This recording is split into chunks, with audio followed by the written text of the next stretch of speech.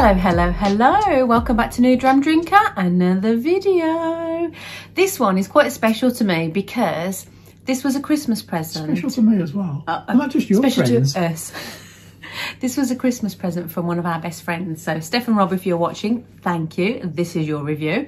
They're not whiskey drinkers, or not huge whiskey drinkers. He likes Jamesons. She doesn't drink whiskey yet. So the fact that they bought us a bottle of whiskey for Christmas, like, was a big deal. Yeah, it's a nice thought when someone nice, buys you something that they know you enjoy, but it's not something that they would necessarily go and get themselves. So it was a nice thought, wasn't it? Yeah. And we are still ploughing through the Christmas list.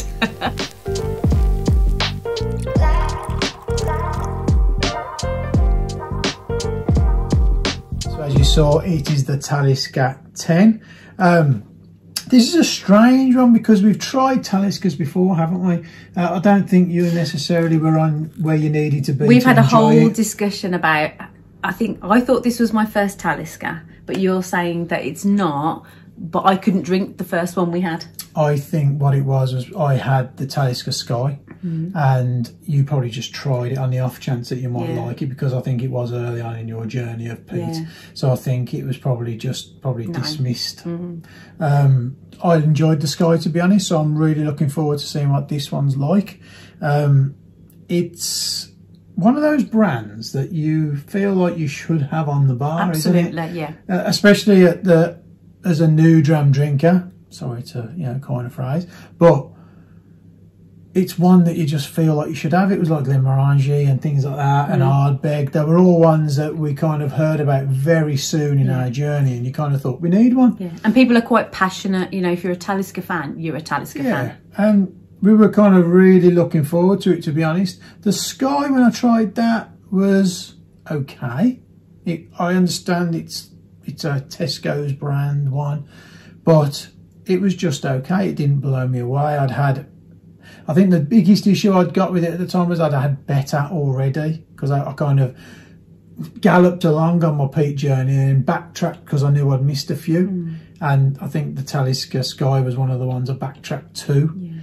And I probably was nowhere, in my head, I was nowhere near a Talisker. I think it was probably too much for me. I couldn't drink it. So this feels like my first Talisker, or I'm ready to experience Talisker. Well, even just the fact that you probably know that it's a Talisker, and you know what a Talisker is in the scheme of the whiskey world now, do you know what I mean? Whereas we probably didn't know before. No. So that's why we're kind of excited, and that's why we chose to do the video on it, to be honest, so that we can experience a Talisker together really, and just see how our notes compare with being at different points on that kind of peated journey. So let's get on with it, shall we? So let's take a look at the bottle.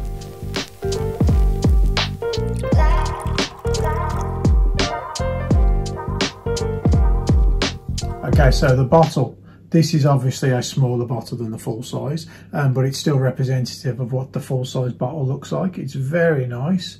Didn't come in a box like the full size bottle did, so I'll bring a picture of it on screen so you can see what the box is like. It's a very nice box. It's a classic looking whiskey, which is probably what you would expect from Talisker, to be honest.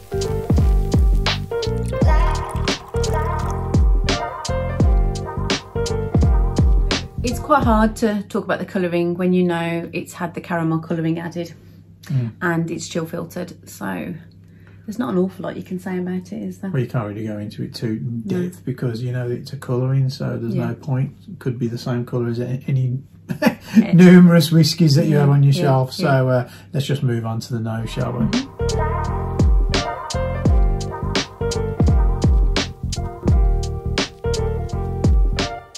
On the nose, Ant gets a toasted note, less peat than expected, quite light with white fruits. Nicky said it's a light nose, not peat dominant as she expected, smoky like on your clothes or ash, and salt. What's your thoughts on it then, beans, as we're classing it as your first Talisker? So I'm going to say the thing that blew me away was it wasn't peated on the nose. Okay. Like, I thought it would be like peat heavy. That was my preconception. Isle of Skye, all of that. Yeah, definitely lighter. The first time when we poured this in the week, I needed it needed to sit there for like 10-15 minutes. It was so light, I didn't really get much at all. I think this is definitely one of those whiskies that I don't even know where it comes from, but you've got a kind of preconceived notion of what it's going to be like, and I have no idea how I even got that myself. Because like even before I'd had the Sky, I'd got an idea that Talisker was a heavily peated whiskey. I don't even know why, but I must have heard it or got that impression from somewhere because we literally went from not drinking kind of peated whiskey to drinking peated whiskey over like a year. And along that line somewhere or other, that impression has been kind of pushed into my head. I don't know why. We might have tasted maybe a few samples, or I did, and I just couldn't drink them. But on the nose, this is really light. There is a smoky element. It's like more like ash, though. You know when you have a campfire or a bonfire or whatever, and the next morning you get up and you can smell it in your hair or on your clothes. That's what I thought it was. And right at the end, I got this big hit of salt. Definitely. It's like, got that's why they would call that a maritime. There's that sugariness, isn't there, in there as well? That is kind of what almost levels it out a little bit. You've got to really search for the peat in the nose, haven't you? It's really kind of. It's like the remnants of a smoky bonfire. That's why I'm thinking it's on your clothes or in your hair. Yeah. You know, as a girl, if you have a fire, you wake up the next morning, you have to wash your hair because you can just smell it. Yeah. That's what I'm getting. I'm not getting the sweet. You said it was a fruity I sweetness. I didn't. Fruity sweetness, it's salty to me. I'm getting this. I got a salt, but it almost took me by surprise. I was like, oh, guess what I just got? Yeah.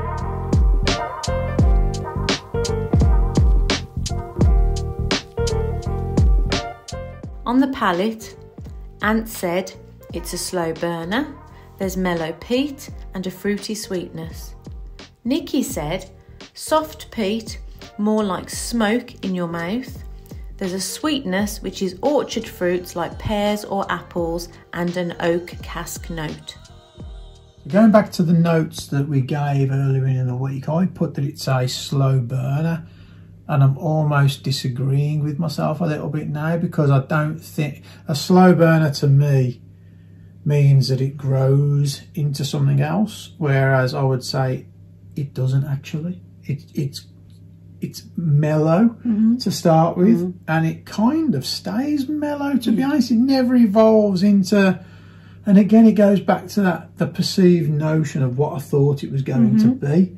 So I'm trying to almost erase that from my mind and enjoy it for what it is. So did you say it was a slow burner, thinking it was going to then become something huge? Yeah, I think as I write my notes down, I give it's a slow burner, then I kind of add to it, and I was at the start probably imagining by the end of my notes it would going to be bigger. It's grown and it's evolved, and it just doesn't do that for me. It stays fairly similar all the way through. It never builds to the thing I expected it to be. Now, I don't want to say that's the whiskey's fault because, like I said, it's my expectation of what I thought it was going to be against what it actually is. And the whiskey's never told me that it was going to be a heavily peated whiskey. It's just what I thought it was going to be. So I'm going to agree with you. First of all, when I said soft, like the soft, subtle peat, you said mellow peat. You were so on the money. You know, I wish I'd have said that. I wish I'd have said that. Mellow is exactly what it is. It's that like really chilled Sunday morning. You've got your jazz playing, mellow. But I would agree with you in the sense of it doesn't become anything else. I think it's a bit more up here for me than it is you. Okay, so that's but it doesn't change. How is this on your journey then? Because I think you've had stronger than this. Yes, I'm going to say. But I think where I am in my journey, the peated whiskies that I enjoy are the sweet peated ones. I absolutely love them. You know, the ones that have got that lovely balance. You know, I'm thinking of all more than smoky now. I've moved on from smoky. You're way past that now. But the sweet and the peat just make them more enjoyable. This is less sweet for me. There is a fruity sweetness, but it's so not dominant. I think this to me is smoky and ash. It's not, I wouldn't say it was peated. It's not a wee beastie to me. But, and the fact I can drink wee beastie always makes me want to go, yay! but it's not as sweet. So I would say it's probably not harder to drink, not as enjoyable maybe. It's a big whiskey in the sense that it's not my natural go-to. Yeah. I would naturally go to one that has the sweet and the peat because I really love those delicious flavours. I think in my notes in the week, I never mentioned salt ones. You did. Yeah. Drinking it now, I'm definitely getting the salt. Yeah, I think so. The element of salt is definitely there. Yeah. And it's really weird because that didn't even... Yeah. It's like an outdoorsy... You mentioned salt in the week and I'd have gone, I just don't get that. Yeah. But now I'm drinking it. Yeah. It's there. Yeah, it's almost the difference between a sweet whiskey and a savoury whiskey. This is a savoury whiskey. There is a fruity note, but I'm going to say it's more orchard, like pear, apple, those kinds. So there is a sweetness there, but it's so tiny. It's not. I don't want to say the word balance. It's not equal. Right. It's definitely savoury. This is a savoury whiskey to me. It feels to me when I'm drinking this that it's almost like, if I can picture it, it's like an orchard on a seashore and you've got the salt blowing in off the wind. We've said this before, we've used the analogy before. And it's the fruits and there is peat there obviously, but it's not as dominant as you imagine it's going to be. Not at all. But you have got that salty sea breeze coming in and washing over the fruits. Which is what gives it the savoury tang. It's not mouth-wateringly sweet. It's that savoury tang. Savoury is quite a good word to use, to be honest. And before I even drank whiskey, like if something was salty, it was salty. But this is coastal. I understand, you know, they use the phrase maritime, because this absolutely is like walking along the seafront and the wind blowing in. It's not salt like it's not tequila. And it's not like doing tequila and salt. It's not like that. It's that suggestion in the air as you drink it, isn't it? It's the suggestion. So it's decent, isn't it? I think it's exactly what it says it's going to be.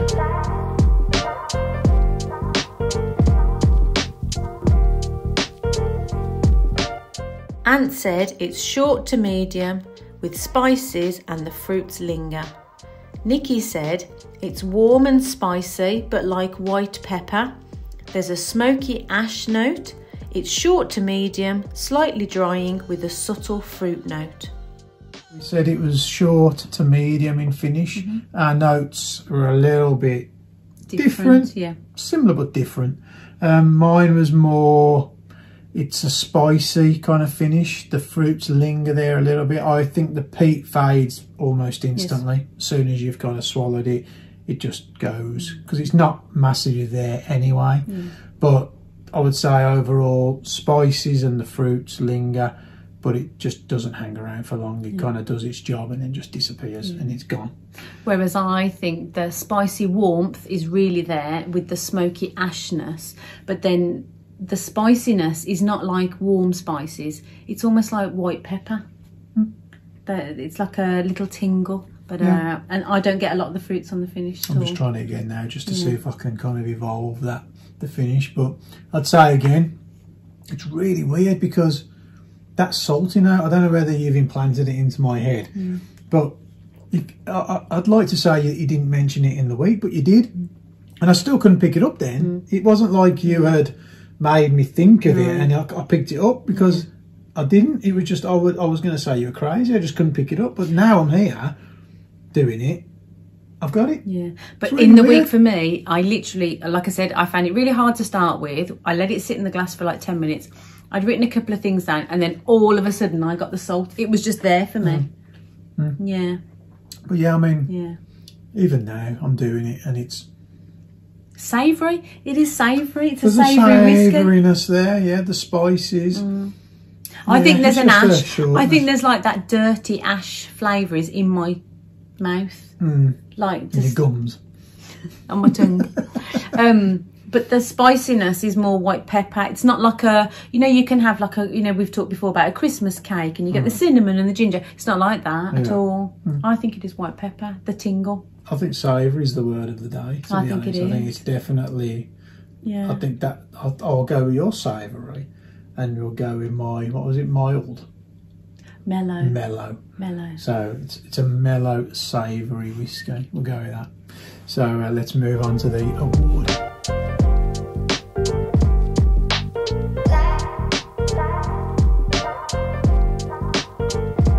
All right.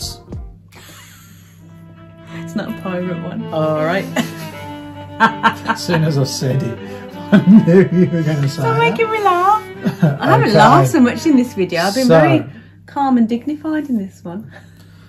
So the award we're going to give this whiskey is not quite a 10 out of 10. So as much as we appreciate what it is and the name it's got, we don't really like it enough to warrant buying the full bottle. I think it's worth having one on the bar.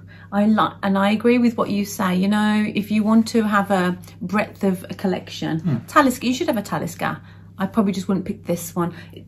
Although I'm going to say it's made me want to try more now. Whereas I think I probably was somebody who previously was like, no, I don't do a Talisker. I don't like Talisker. They're too much for me. I'm too scared. I don't feel like that anymore. So I think there is a Talisker out there for me. I just don't think it's the 10. Yeah. And I think I'm going to be controversial. I don't know if I'm being controversial, to be honest, but I might be.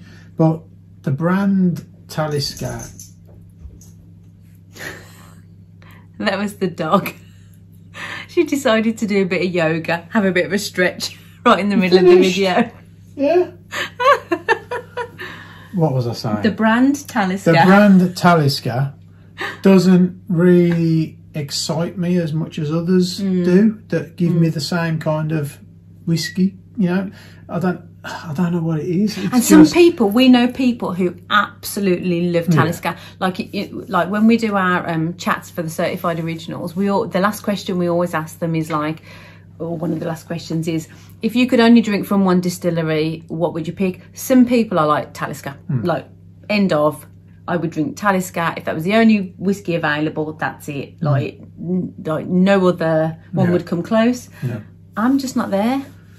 Yeah, it doesn't do it for me at the moment. I must admit, it's all right, but it doesn't really make me want to go out and explore their brand. I don't know what it is. It's just. But that's the opposite to me. It does make me want to explore their brand because I think there's probably a Talisker for me. Yeah, but we've said this about. You can't say this about Macallan. Well, that's what I'm thinking. Say the same about other brands because we've said it before, haven't we, with Macallan, that you give a brand a chance, you buy a couple of bottles, and if you don't like it, you don't tend to go back to that brand because there's so many other brands. Oh, absolutely. You can go for. Yeah, I'm not going to pick this one first. I would put that in the same category. I am not going to look at buying a Talisker, and there might be many nice ones that I just don't know about, but I've tried a couple and they haven't done it for me, so it's just the way it is. I will probably look at other brands instead. Yeah. Okay. Be that right or wrong. So if there is an amazing one, she's still clean. Lola, stop rubbing your head on the carpet. Oi! So what we have to put up with. This is what making YouTube videos is all about when you've got a busy household. She's still doing it now. She doesn't care. She doesn't care that we're a YouTube channel and, you know, that you guys want to watch our videos. She's making noise. She's doing yoga in the middle of the carpet. So, yeah, still going. Oh, now she's trying to get an answer. Come on then. Up you come. You might as well as. Come on. She's like, come and say hello. I want to be in the video. So this is You're ruining our This video. is the trouble. Anyway, guys, I think you get the gist. It's all right, but doesn't blow us away. Yeah. So if you want to buy a bottle, buy a bottle. Let us know your thoughts of it in the comments. But it's not a massive kind of thumbs up from us. It's more of a somewhere in the middle. Yeah. So thank you for watching. Thank you for putting up with this one and the making noise. Yeah. But and we will see you again next week with another whiskey review. Thank you. Bye bye. My name is Sam and I'm here talking to you to help raise awareness of myeloma and hopefully get you to help me raise more money for Myeloma UK. I am raising money by doing 15 challenges before I turn 15 on August of this year. A couple of those challenges are auctions and raffles, which I would be over the moon if you could help me with. but just a small donation or contribution such as a retweet would mean the world to me. Thank you.